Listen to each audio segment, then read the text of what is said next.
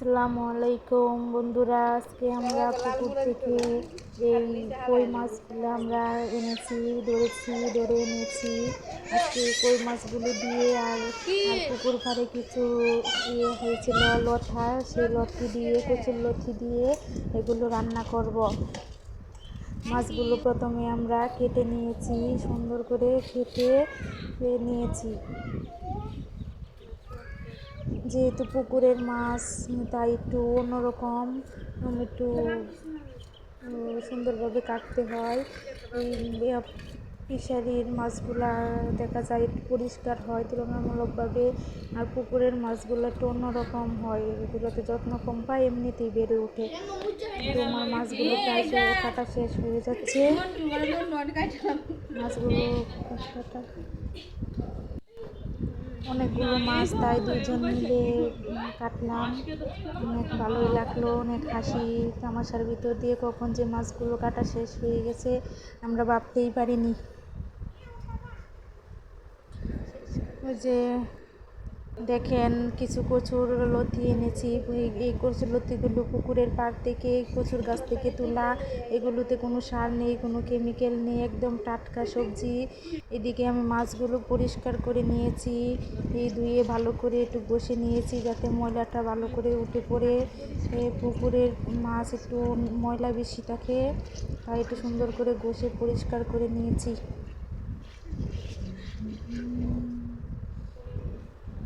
এখন লতিগুলোকে কুটতে হবে, লতিগুলোকে কুটে তারপর আমরা রান্নার কাছে যাব।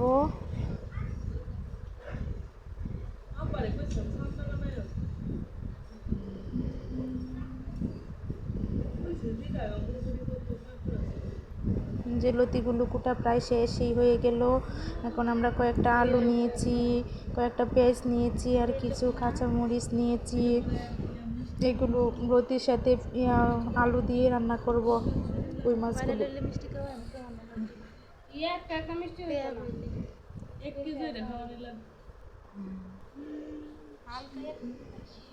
লতিগুলো কাটা শেষ, এখন আলুগুলো কেটে নিচ্ছি, আলু আর পেঁয়াজগুলো কেটে নিচ্ছি।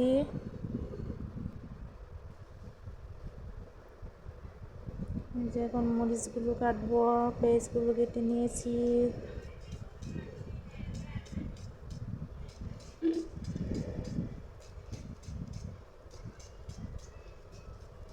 আজকে আমরা দেশি মাছ, দেশি লতা দিয়ে সব কিছু দেশি উপায়ে রান্না করব। একটা টিনের চুলা নিয়েছি, সেখানে আমরা খড়ি দিয়ে রান্না করব। আজকে সব কিছুই দেশি, সব কিছু দেশি উপায়ে রান্না করা হবে। যেটা মরিচ, হলুদ আর জিরে, ধনিয়া গুঁড়ো আমরা তুলে নিয়েছি। এখন মাছগুলোকে ভালো করে মাখিয়ে নিচ্ছি, এগুলো ভেজে তারপর রান্না করব। মাছগুলো যে কড়াইতে দিলাম ভাজার জন্য। মাছগুলো একটু কড়া করে ভেজে তারপর তরকারিটা রান্না করব। আমরা ভাজা ছাড়া কোনো মাছ খেতে পারি না।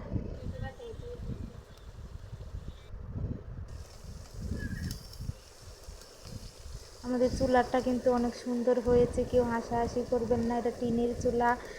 এটা খুব এখানে তো মাটির চুলা খুব কমই পাওয়া যায়, তাই টিনের চুলা আমরা টিন কেটে এটা বানিয়ে নিয়েছি। খড়ি দিয়ে রান্না করা হবে সম্পূর্ণ গ্রামীণ পরিবেশে।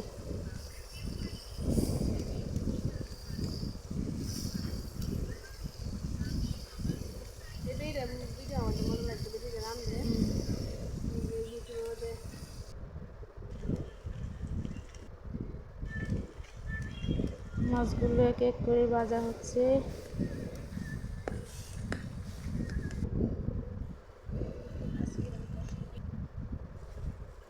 আজকের আকাশটা দেখেন, অনেকটা মেঘলা, দিনটা একবারে অন্ধকার হয়ে যাচ্ছে।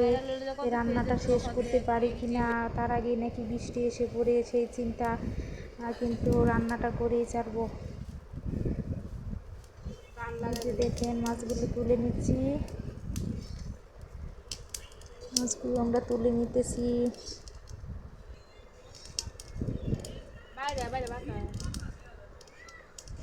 বৃষ্টি বাদলের দিন যদি বাসায় গ্যাস না থাকে তাহলে আপনারা এরকম টিন দিয়ে চুলা বানিয়ে রান্না করতে পারেন। এখানে খুব সুন্দরভাবে আগুন জ্বলে, একবারও নেবে না, অনেক সুন্দর, এত বেশি পরিশ্রম করতে হয় না। যেমন পেঁয়াজগুলো একটু ভেজে নিতেছি গরম তেলে। কয়েকটা লেবুর টুকরো নিয়েছি আমরা, যেহেতু লতা রান্না করব, যদি গলায় ধরে তাই আমরা লেবুর রস দিব। লতার সাথে লেবুর রস দিলে একটু গলায় ধরে না। পেঁয়াজগুলো লাল লাল করে ভেজে নেব।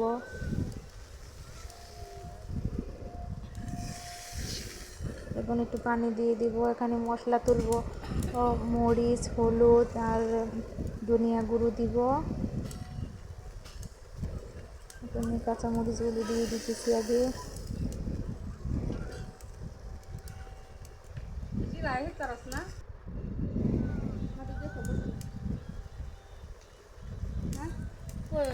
এখানে দিতেছি ধনিয়া গুঁড়ো,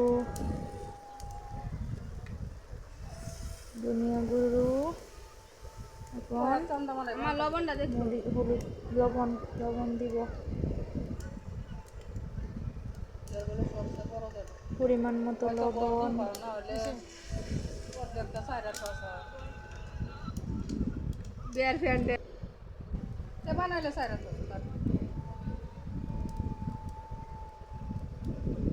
পরিমাণ মতো হলুদ গুঁড়ো,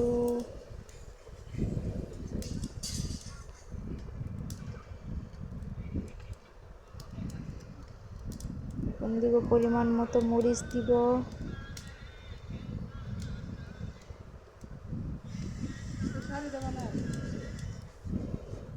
আজকের আকাশটা অনেক মেঘলা, তাই অন্ধকার হয়ে যাচ্ছে, চারদিকে অন্ধকার হয়ে বৃষ্টি নামতেছে, এরকম ভাব, কিন্তু আবহাওয়াটা খুবই ঠান্ডা, খুবই ভালো লাগতেছে বাইরে রান্না করাটা।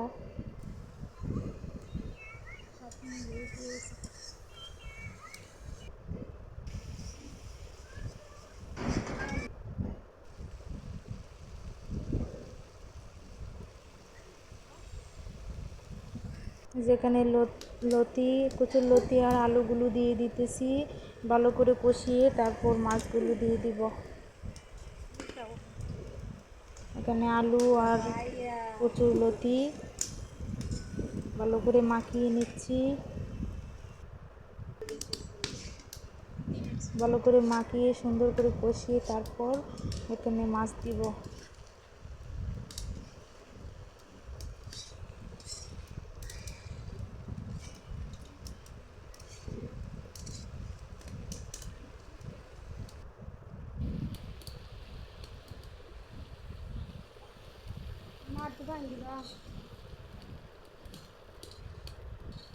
এখানে হালকা পানি দিয়ে দিচ্ছি কষানোর জন্য, কষানো হোক, তারপর মাছ দিয়ে দেব। দিনটা অন্ধকার হয়ে গেছে হঠাৎ করে।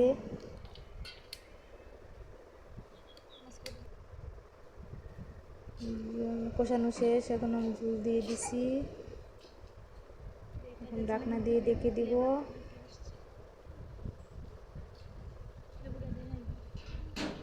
এখানে লেবুর রস দিয়ে দিচ্ছি, যাতে আমাদের গলাটা যাতে না ধরে, আমরা কচুরলতি খেলে গলায় ধরে, তাই কিছুটা লেবুর রস দিয়ে দিতেছি যাতে গলায় না লাগে।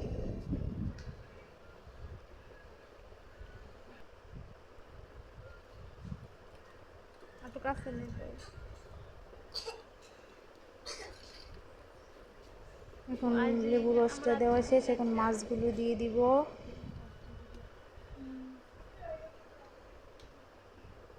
এটা হালকা ভিজা ভিজা করে রান্না করব, তারপর আমরা তুলে নিব। এটা ঝোলগুলো একবারে শুকাবো না, হালকা ভিজা ভিজা রাখবো।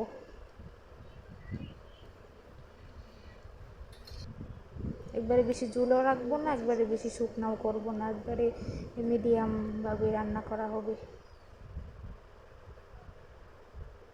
এই যে আমাদের রান্নাটা শেষ, এই যে এখন আমরা তুলে